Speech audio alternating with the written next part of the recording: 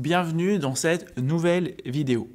Parfois, pour me détendre, je reconnais que je joue un petit peu de la guitare. Alors moins maintenant qu'il y a quelques années, mais ça a longtemps été une de mes passions. L'intérêt de faire de la guitare, c'est que ça me permet vraiment de me détendre et de passer à autre chose. L'un des critères pour évaluer notre santé, en fait, c'est notre taux de cortisol sur le taux d'acétylcholine. Et faire des choses qu'on aime, qui nous détendent, permet justement de renforcer cette hormone d'acétylcholine. Une autre façon de renforcer ce taux d'acétylcholine, c'est de faire de la cohérence cardiaque. Je ne sais pas si tu as déjà entendu parler de ce terme de cohérence cardiaque. C'est une méthode de respiration qui nous permet donc de renforcer ce que l'on appelle le système nerveux parasympathique. Le système nerveux parasympathique, si tu veux, c'est ce qui nous permet de récupérer de l'énergie. Ça renforce notre métabolisme.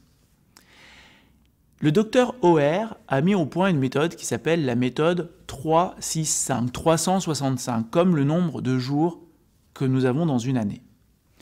Le 3, la centaine, le 3, c'est pour nous dire de pratiquer la cohérence cardiaque 3 fois par jour.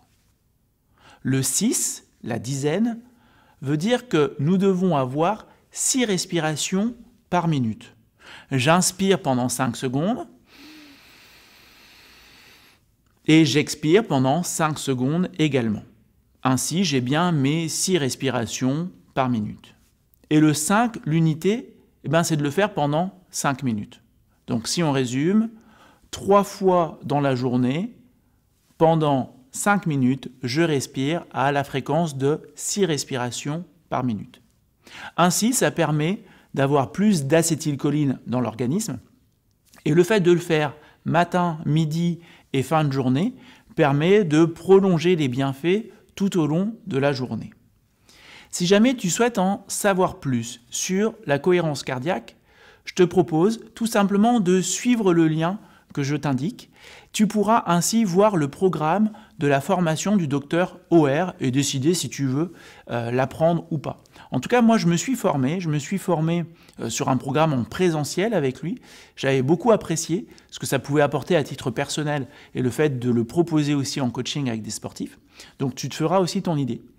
Quoi qu'il en soit, n'hésite pas à me dire, toi, de quelle façon tu procèdes pour te détendre et pour renforcer ce système nerveux parasympathique et ne pas rester tout le temps dans le système nerveux sympathique, celui qui nous permet d'être plus dynamique, d'être plus au taquet, qui est très utile quand on fait du sport.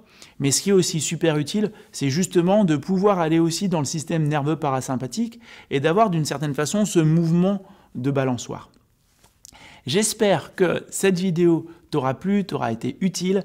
N'hésite pas à me le dire, à la partager et je te dis à très bientôt. Au revoir.